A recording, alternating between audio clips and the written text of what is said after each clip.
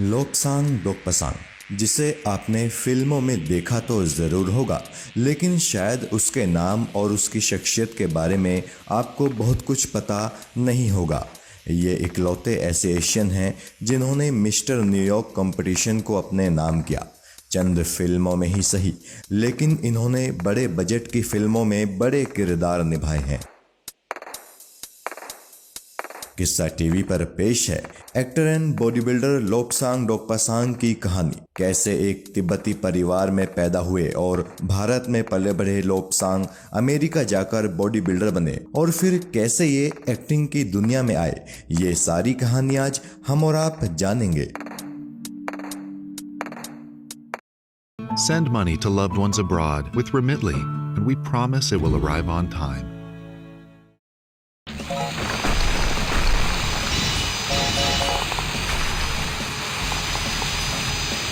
लोपसांग की कहानी शुरू होती है इनके जन्म से भी पहले।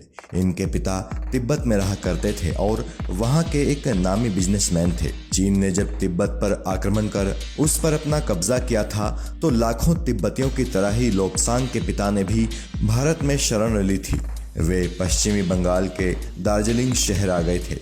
यहीं पर 2 अक्टूबर सन 1966 को लोपसांग का जन्म हुआ था।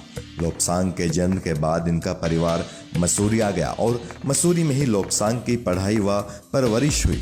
लोपसांग की पढ़ाई हुई मसूरी के नामी बोर्डिंग स्कूल विनबर्ग एलन में। इसके बाद कुछ साल इन्होंने नेपाल की राजधानी काठमांडू में भी गुजारे। काठमांडू के बाद लोपसांग पढ़ाई करने अमेरिका के लॉस एंजलिस शहर पहुंचे। क्योंकि इस वक्त तक लोपसांग ने बढ़िया बॉडी बना ली थी तो उन्हें हॉलीवुड के एक स्क्रीन राइटर के बॉडीगार्ड के तौर पर नौकरी भी मिल गई थी।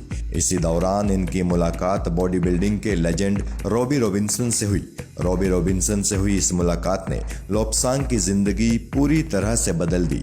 ये भी बॉडी बिल्डिंग को जुनून की हद तक प्यार करने लगे। एक दफ़ा ये न्यूयॉर्क में रहने वाले अपने एक अंकल से मिलने गए। न्यूयॉर्क में ही ये एक लोकल बॉडी बिल्डिंग चैंपियनशिप देखने गए थे। वहाँ एक शख्स ने इनका मजाक उड़ाते हुए कहा कि कोई भी तिब्बतियन या एशियन ये बॉडी बिल्डिंग चैंपियनशिप नहीं जीत सकता। उस शख्स की बात इन्हें बहुत बुरी लगी। इन्होंने अपने मन में ठान लिया कि हर हाल में ये उस बॉडी बिल्डिंग चैंपियनशिप को जीत कर दिखाएंगे। और फिर शुरू हुई इनकी बेहद कड़ी मेहनत। अब तक Lobsang sports science and nutrition की अपनी डिग्री पूरी कर चुके थे। साथ ही ये बेहद कड़ी मेहनत भी कर रहे थे।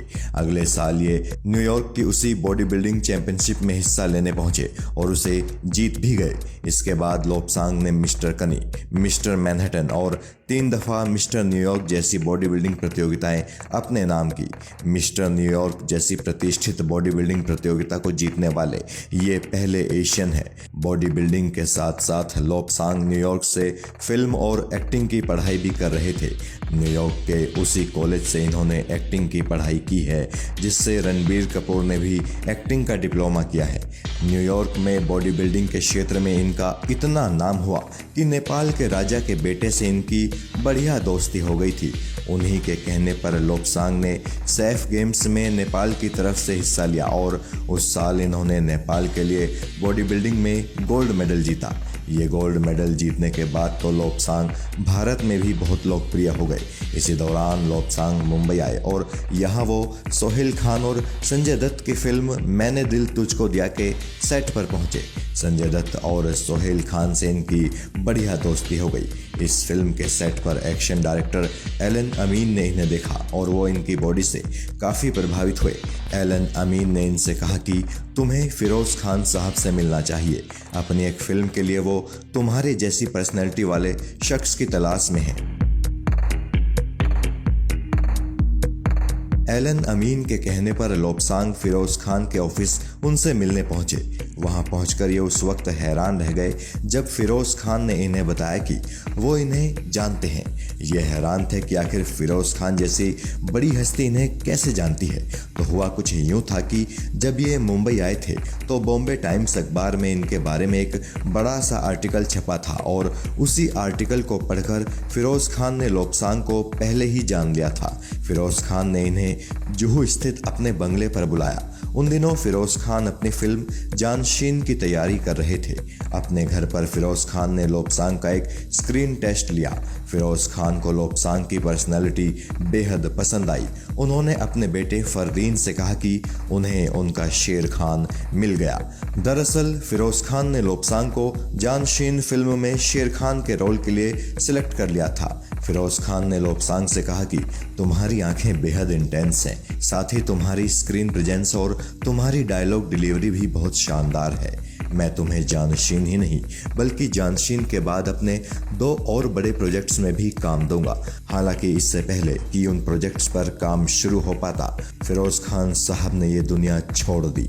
वैसे बात अगर लोब्सांग की पहली फिल्म की करें तो इनकी पहली फिल्म अक्षय कुमार की तलाश द हंट बिगिंस थी। उस फिल्म में ये करीना कपूर के बॉडीगार्ड के रोल में दिखे थे।